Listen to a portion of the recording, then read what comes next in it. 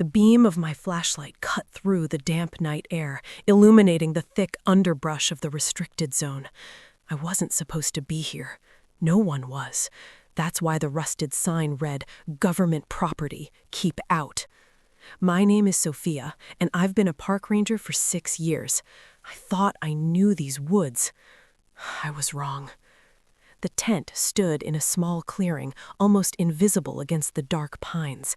My stomach twisted. The zipper was on the outside. Who zips a tent from the outside? I hesitated, my hand hovering over the cold metal slider. The forest was dead silent.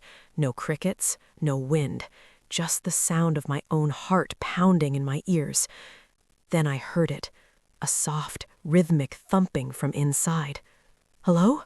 I called out, my voice trembling. "Park Ranger? Is anyone in there?" The thumping stopped, then a whimpering sound. I yanked the zipper down. The smell hit me first, stale air and fear. Inside, a teenage girl was curled into a ball. Her wrists were bound with plastic ties. She looked up at me, her eyes wide with terror. "Please," she whispered, "don't let them take me back." "Who?" I asked, reaching for my knife to cut her bonds. Before she could answer, my radio crackled to life. It was my supervisor, Carl. His voice sounded calm, too calm. "Sophia, report your location." The girl froze.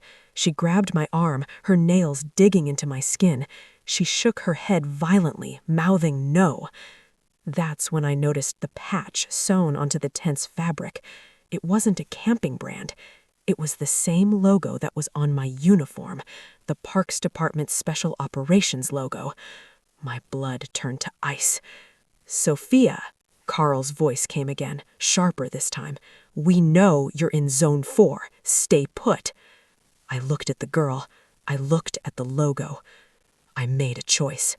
I grabbed my radio, dropped it into the mud, and crushed it with my boot. "Come on," I whispered to the girl. "We're running."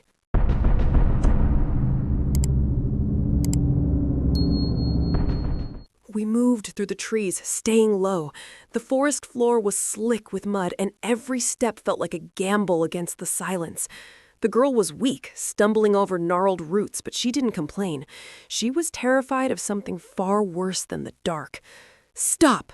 I hissed, pulling her behind the thick trunk of an ancient oak. "We need to catch our breath." The girl was shivering violently. I took off my ranger jacket and draped it over her shoulders. She looked at the patch on my sleeve, the department logo, and flinched. "What is this place?" I whispered, checking the woods for movement. "Why were you in that tent?" "The farm," she whispered, her voice hollow. "That's what they call it." "Who?" "The rangers, the ones in the black trucks. They bring us here for calibration." I felt a wave of nausea. I knew those trucks. I had seen them entering the service roads at night for months. Carl always told us they were private contractors fixing the electrical grid.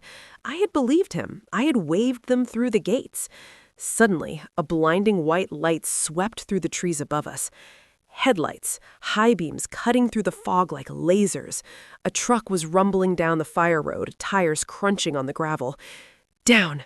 I shoved the girl into a cluster of ferns and pressed my body over hers to shield her. My heart was hammering against my ribs so hard I thought it would give us away. The truck stopped just 30 feet away. The engine idled with a low, menacing growl. 2 figures stepped out. Both were wearing ranger uniforms, but they carried military-grade rifles. One was Carl. The other was a woman I recognized, Sarah. We had eaten lunch together in the break room just yesterday. She had showed me pictures of her dog. Now she was holding a thermal scanner. "Signal died right around here," Carl said, his voice carrying in the damp air. "She destroyed the radio. Smart girl. Annoying, but smart." Sarah scanned the tree line. The red light of her device swept over our hiding spot, missing us by inches. "Does it really matter if she runs?" she laughed, lighting a cigarette. "She doesn't know the truth yet, just like the last one, and the one before that." "The last one?" My head started to throb, a sharp, piercing pain behind my eyes. The girl next to me nudged my hand. Tears were streaming down her face. She reached into her pocket and pulled out a crumpled, dirty photograph. She pressed it into my palm with trembling fingers. I shined my flashlight on it, shielding the beam with my body so Carl wouldn't see. It was a group photo taken in front of that same green tent, a group of people in lab coats and ranger uniforms, smiling, holding clipboards and syringes. And standing right in the middle, looking authoritative and cold, was me. I almost dropped the photo. I was smiling in the picture. My hair was shorter, but it was definitely me. And on my finger, in the photo, was the same silver ring I was wearing right now. I don't understand, I whispered, my reality fracturing. I've never been here before tonight. I protect this park. The girl looked at me with a mix of pity and fear. That's what they do. They wipe the slate clean every 6 months. You aren't investigating the camp. You run the camp.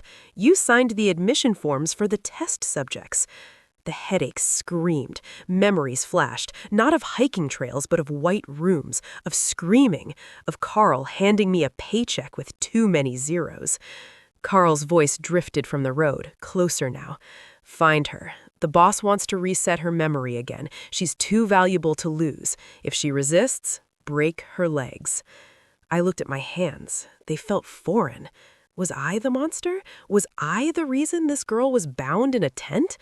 No, I breathed, pushing the pain away. The past didn't matter. Only now mattered. I grabbed the girl's hand. I told her I don't care who I was, my grip tightening until my knuckles turned white. Tonight, I am your only way out. We turned and ran into the deep, pathless darkness, leaving my past and my sanity behind. But I knew one thing. If I ever got out, I wasn't just going to report this. I was going to burn this entire force to the ground.